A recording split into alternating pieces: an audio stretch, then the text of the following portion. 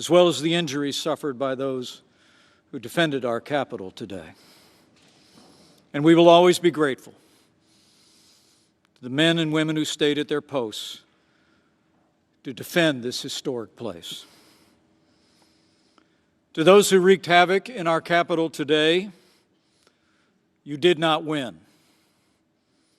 Violence never wins. Freedom wins. And this is still the people's house.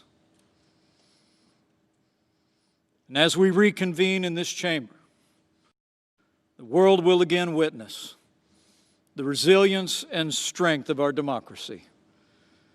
For even in the wake of unprecedented violence and vandalism at this Capitol, the elected representatives of the people on the very same day to support and defend the Constitution of the United States. So may God bless the lost, the injured, and the heroes forged on this day. May God bless all who serve here and those who protect this place. And may God bless the United States of America. Let's get back to work.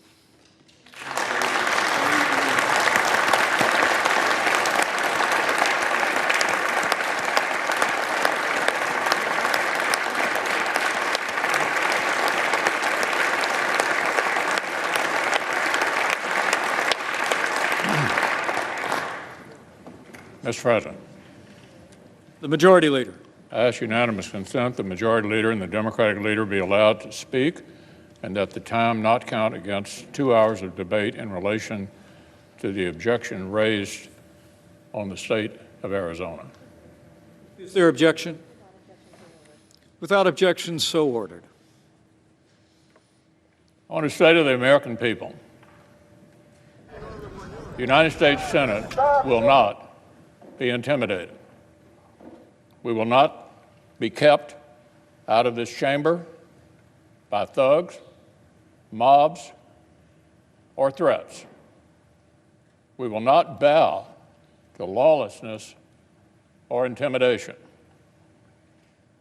We are back at our posts. And that's cool. So you're going to tell me they're not the fucking enemy.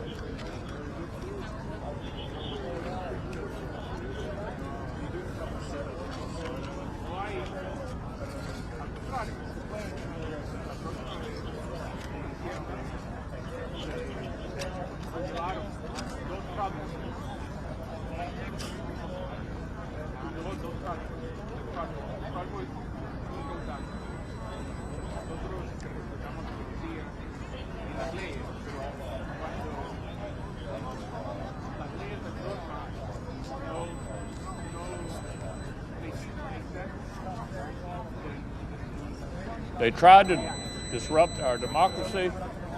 They failed. They failed. They failed to attempt to obstruct the Congress. This failed insurrection only underscores how crucial the task before us is for our republic. Our nation was founded precisely so that the free choice of the American people is what shapes our self-government and determines the destiny of our nation. Not fear, not force, but the peaceful expression of the popular will. Now, we assembled this afternoon to count our citizens' votes and to formalize their choice of the next president.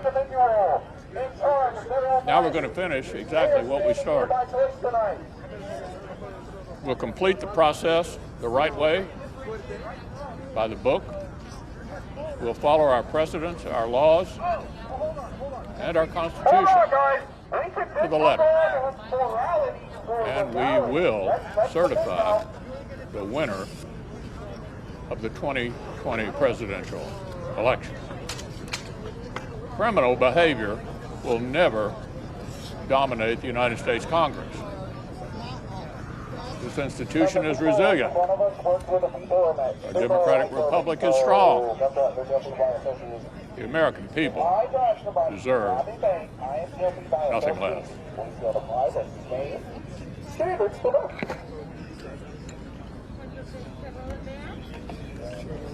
Democratic leader. Mr. President. Mr. President, it is very, very difficult to put into words what has transpired today.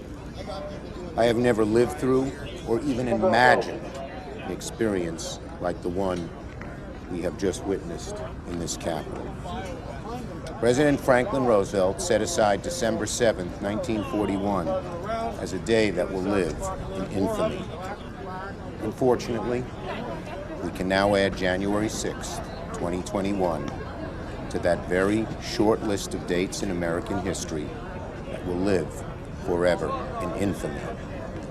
This temple to democracy was desecrated, its windows smashed, our offices vandalized. The world saw Americans' elected officials hurriedly ushered out because they were in harm's way. The House and Senate floors were places of shelter until the evacuation was ordered, leaving rioters to stalk these hallowed halls. I think even with Lawmakers and our staffs, average citizens who love their country, serve it every day, feared for their lives. I understand that one woman was shot and tragically lost her life. When they're We hotel mourn her reservations up, though, and feel for her friends and family. they probably can't afford to stay longer. These images were projected to the world. Foreign embassies cabled homes or their home capitals to report the harrowing scenes at the very heart of our democracy. This will be a stain on our country, not so easily washed away. The final, terrible, indelible legacy of the 45th President of the United States, undoubtedly our worst. I want to be very clear. Those who perform these reprehensible acts cannot be called protesters. No, these were rioters and insurrectionists, goons and thugs, domestic terrorists. They do not represent America. They were a few thousand violent extremists who tried to take over the Capitol building and attack our democracy. They must and should be prosecuted to the full extent of the law, hopefully by this administration, if not, certainly by the next. They should be provided no leniency. I want to thank the many of the Capitol Hill Police and Secret Service and local police who kept us safe today and worked to clear the Capitol and return it to its rightful owners and its rightful purpose. I want to thank the leaders, Democrat and Republican, House and Senate.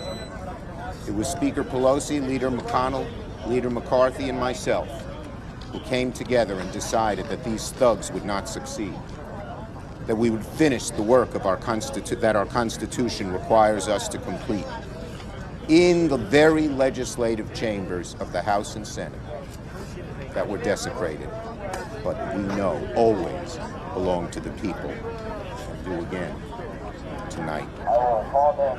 But make no mistake, my friends, today's events did not happen spontaneously. The president who promoted conspiracy theories that motivated these thugs, the president who exhorted them to come to our nation's capital, egged them on, hardly ever discourages violence, more often encourages it. This president bears a great deal of the blame. This mob was in good part President Trump's doing, incited by his words, his lies. This violence, in good part, his responsibility, his everlasting shame. Today's events certainly would not have happened without him. Now, January 6th will go down as one of the darkest days in recent American history. A final warning to our nation about the consequences of a demagogic president, the people who enable him, the captive media that parrots his lies, and the people who follow him as he attempts to push America to the brink. As we reconvene tonight, let us remember, in the end, all this mob has really accomplished is to delay our work by a few hours. We will resume our responsibilities now, and we will finish our task tonight. The House and Senate chambers will be restored good as new and ready for legislating in short order. The counting of the electoral votes is our sacred duty. Democracy's roots in this nation are deep, they're strong, and they will not be undone, ever, by a group of thugs. Democracy will triumph, as it has for centuries. So to my fellow Americans who were shocked and appalled by the images on their televisions today, and who are worried about the future of this country, let me speak to you directly. The divisions in our country clearly run deep. I think even with BLM, but we are a resilient, forward-looking, optimistic people. And we will begin the hard work of preparing this nation tonight. I think when they're because here in put America, reservations we up, do hard things. they go back, you know. In America, they probably can't afford to always stay longer. overcome challenges. Yeah, people got plane tickets. Yeah. Majority Leader. Yield 2 minutes to the senator from Oklahoma, Senator Lang. Senator from Have you Oklahoma. looked into how cheap flight tickets are though? No. Vice President Yeah, $50 round said trip. things more eloquently than how we say it in Oklahoma. In Oklahoma, we'd say something like, why in God's name would someone think attacking law enforcement and occupying the United States Capitol is the best way to show that you're right? Why would you do that? Rioters and thugs don't run the Capitol. We're the United States of America. We disagree on a lot of things, and we have a lot of spirited debate in this room. But we talk it out, and we honor each other, even in our disagreement. That person is not my enemy. That's my fellow American. While we disagree on things and disagree strongly at times, we do not encourage what happened today. Ever. I want to join my fellow senators in saying thank you to the Capitol Hill Police, the law enforcement, the National Guard, the Secret Service, who stood in harm's way while we were here debating.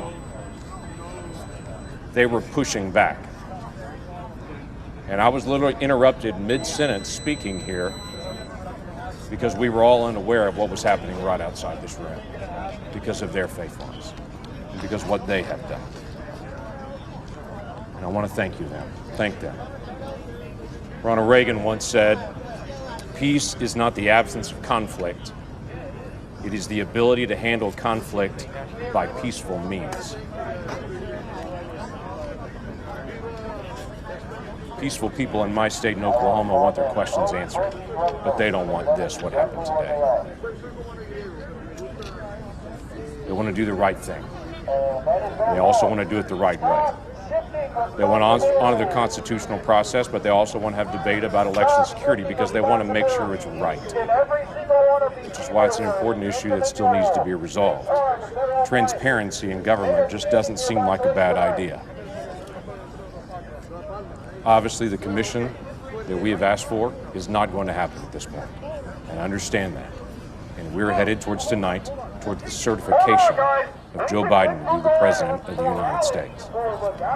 And we will work together in this body to be able to set a peaceful example for the days ahead. I yield the floor. Democratic Leader. Senator from Nevada, Senator Cortez Masto. Senator from Nevada. Mr. Vice President,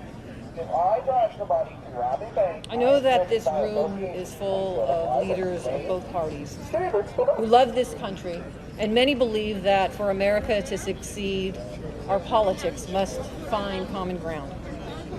And that has never been clearer than today, when armed rioters stormed the U.S. Capitol, emboldened by President Trump's false and inflammatory rhetoric about the 2020 elections. I believe that we in this chamber have a special duty as leaders to work together to lower the temperature of our politics. And I hope that my colleagues will question the legitimacy of this election in Arizona and all of these other states, now see the dire and dangerous consequences of sowing doubt and uncertainty. I also know that as U.S. Senators, we all take solemnly the oath we swear to support and defend the Constitution of the United States against all enemies, foreign and domestic.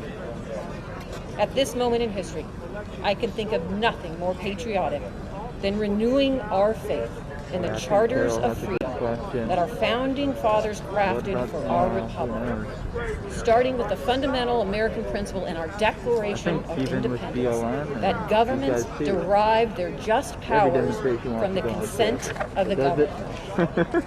The people have spoken in this election, and our only job here today is to do what they ask.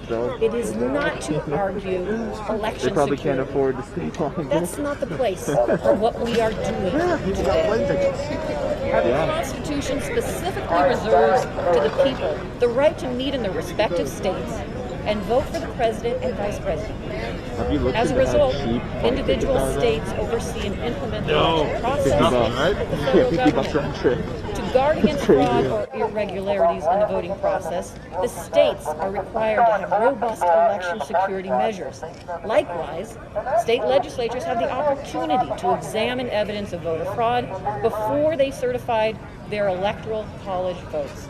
And our courts, from district courts to the United States Supreme Court, adjudicate legal challenges and election disputes. All of those things happened after the 2020 election. State houses and courts across the country took allegations of voter fraud seriously and followed the constitutional process to hear challenges to this year's election. No state found evidence of any widespread voter fraud, and neither did any court ask to review the state's findings. In Arizona, Republican Governor Doug Ducey, Democratic Secretary of State Katie Hobbs, Republican Attorney General Mark Brnovich, and State Supreme Court Chief Justice Robert Rutenell all certified the results of the election on November 30th. And we have heard, Arizonans have been voting by mail for almost 30 years. And Governor Ducey has expressed confidence in the state's process numerous times. In November, we do elections well here in Arizona. The system is strong, and that's why I have bragged on it so much. He further stated, we have some of the strongest election laws in the country, laws that prioritize accountability and clearly lay out our procedures for conducting, canvassing, and even contesting the results. And they are right. Arizona has one of the most transparent election processes in the country, with built-in accountability, starting with internal auditing. We have heard unfounded allegations that voting machines in Arizona and elsewhere somehow changed vote tallies or somehow improperly rejected ballots while claiming to accept them. These allegations all ignore the fact that Arizona counties conducted ballot audits by hand to double-check the machine counts, and these audits found no widespread fraud or irregularities. Maricopa County, the county where more than 60% of the state population resides, conducted a post-election hand count audit in the week after the election, which showed perfect 100% accuracy in the machine tabulations. So why would we need, my colleagues, to call for a 10-day emergency audit to be conducted by a legislative commission when it's already been done by the state of Arizona? What happened to states' rights? The audit involved checking ballots for the presidential election, but also ballots for federal and state legislative elections. The audit report shows every precinct's machine and hand count totals for each of the races audited. And for every single race in every precinct, the difference between the hand count and the machine count was 0. Maricopa's audit report stated no discrepancies were found by the hand count audit boards. Seeking to find any reason to contest these results, some of the state Republicans then tried to claim that Maricopa County failed to follow state law in conducting this audit by selecting voting center locations.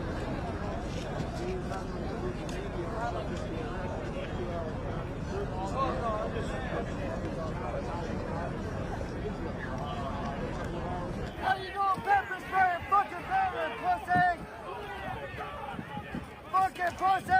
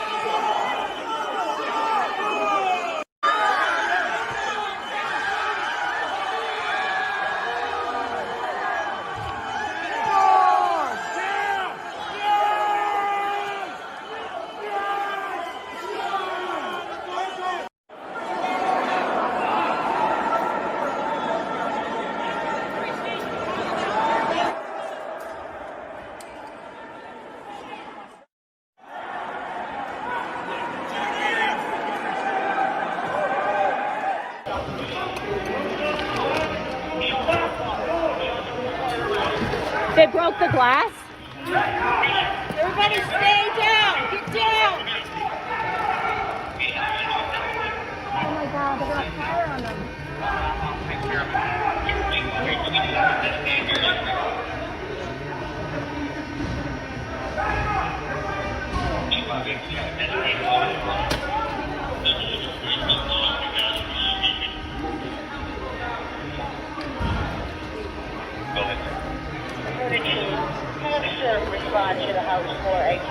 What do you need?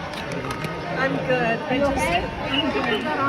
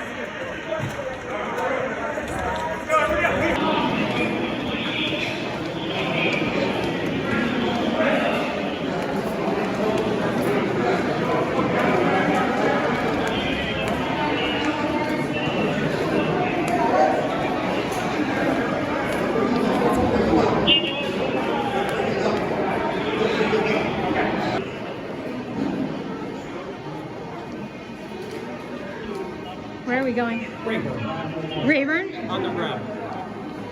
The mascot, trying to recognize everybody. We're a long way from the Florida House. Right? A long way.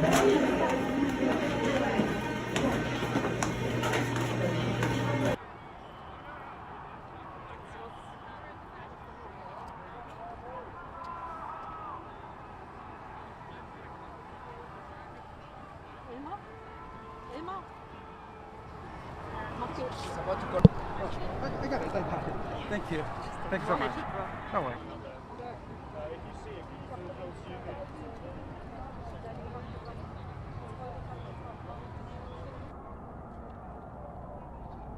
All right.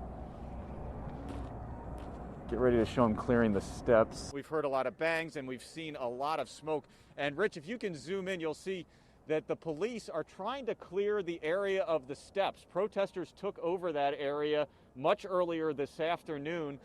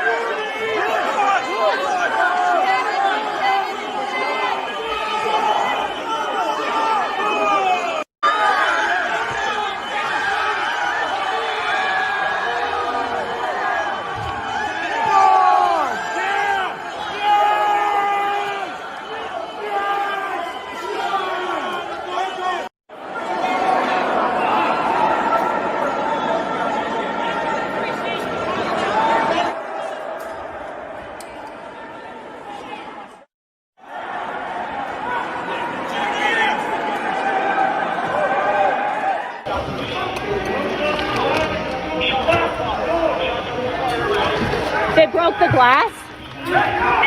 Everybody stay down! Get down! Oh my god, they got fire on them.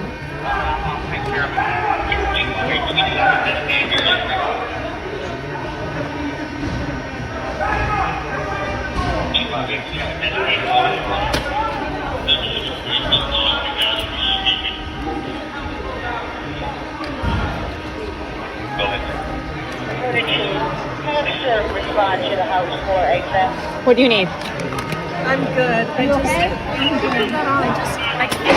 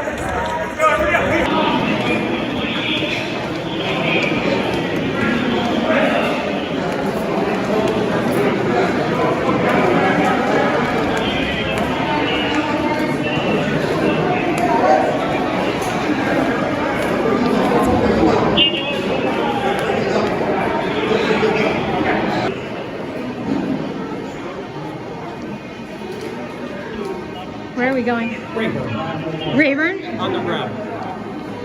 The mask on, trying to recognize everybody. We're a long way from the Florida House, right? A long way.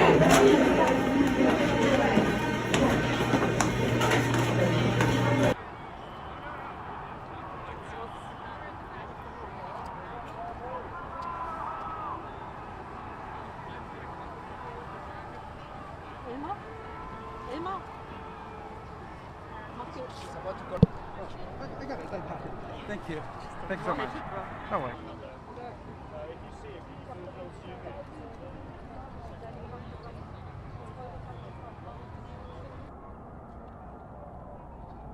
All right.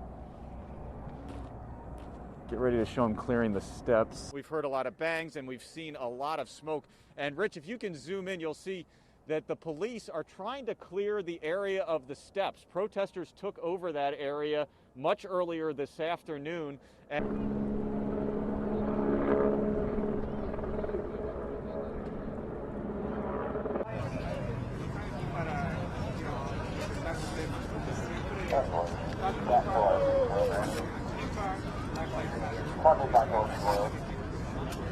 law that's leading us to be asked to overturn the judgments of 60 courts in America, many of the courts in Arizona, some of whom have howled the president's lawyers out of the courtrooms because there's no evidence of fraud. And by the way, the fact that 37% or 39% of Americans think there's no evidence of fraud or they think there's evidence of fraud does not mean there is fraud. If you turned a blind eye to a conspiracy theory, you can't now come to the floor of the Senate and say you're ignoring the people who believe the election was stolen. Go out there and tell them the truth, which is that every single member of this Senate knows this election wasn't stolen. And that we, just as in the Roman Republic, have a responsibility to protect the independence of the judiciary from politicians who will stop at nothing to hold on to power. There's nothing new about that either. That's been true since the First Republic was founded. So now we find ourselves in a position just days after many senators here swore an oath to uphold and defend the Constitution. Every single member of the House of Representatives swore the same oath as well. And I think we've got a solemn obligation and responsibility here to prove once again that this country is a nation of laws and not of men. And the only result that we can reach together is one that rejects the claim of the senator from Texas and the other members of the House and Senate who seek to overturn the decisions that are made by the states, by the voters in the states, and by the courts. If we follow what they have proposed, we will be the ones that will have disenfranchised every single person who cast a vote in this election, whether they voted for the president or they didn't. I urge you to reject this, and I deeply appreciate the opportunity to serve with every single one of you. Thank you, Mr. President. Majority Leader. I yield up to 5 minutes to the Senator from Georgia, Senator Loeffler. Senator from Georgia.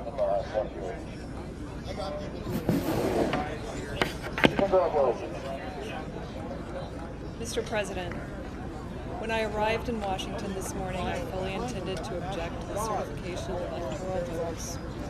However, the events that have transpired today have forced me to reconsider, and I cannot now in good conscience object to the certification of these electors. The violence, the lawlessness, and siege of the halls of Congress are abhorrent and stand as a direct attack on the very institution my objection was intended to protect, the sanctity of the American democratic process.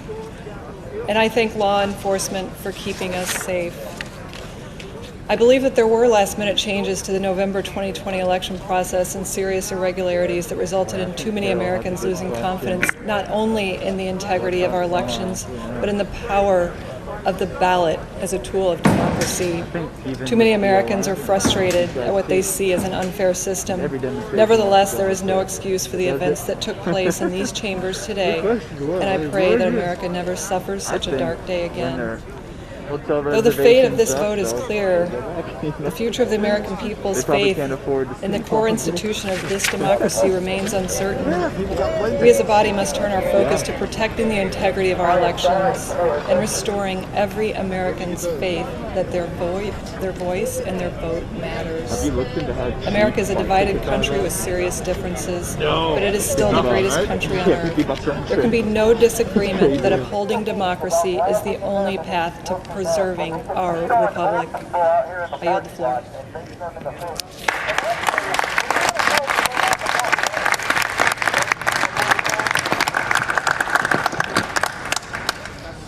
Democratic Leader. Minutes to Senator Booker and 2.5 minutes to Senator Kaine. In reverse order. Senator from Virginia.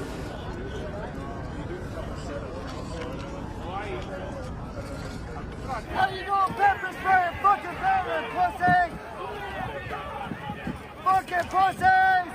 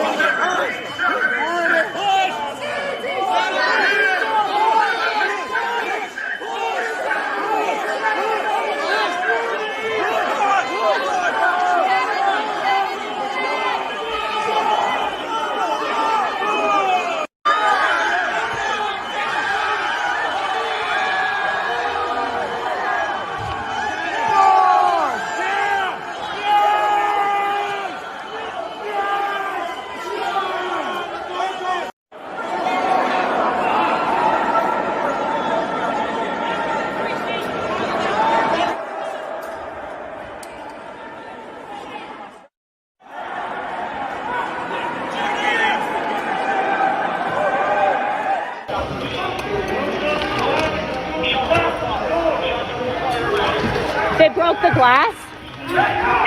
Everybody stay down! Get down! Oh my god, they got fire on them.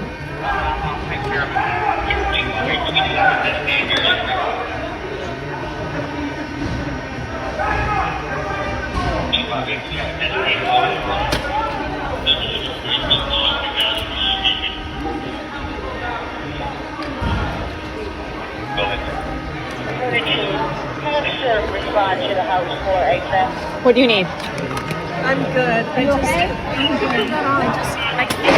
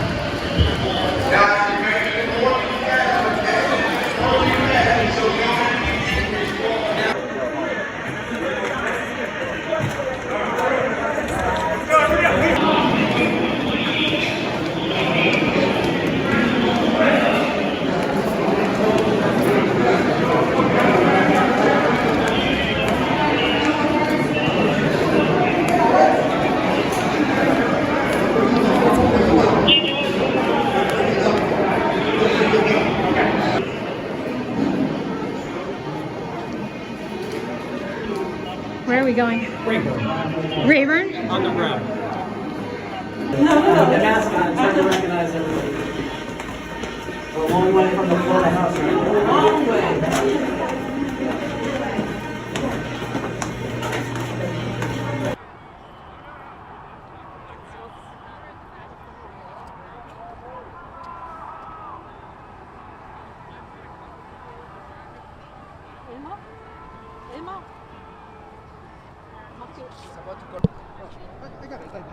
Thank you. Thank you so much. No way. Hotel reservations up, they'll go back, you know. They probably can't afford to stay longer. Yeah, people got plane tickets.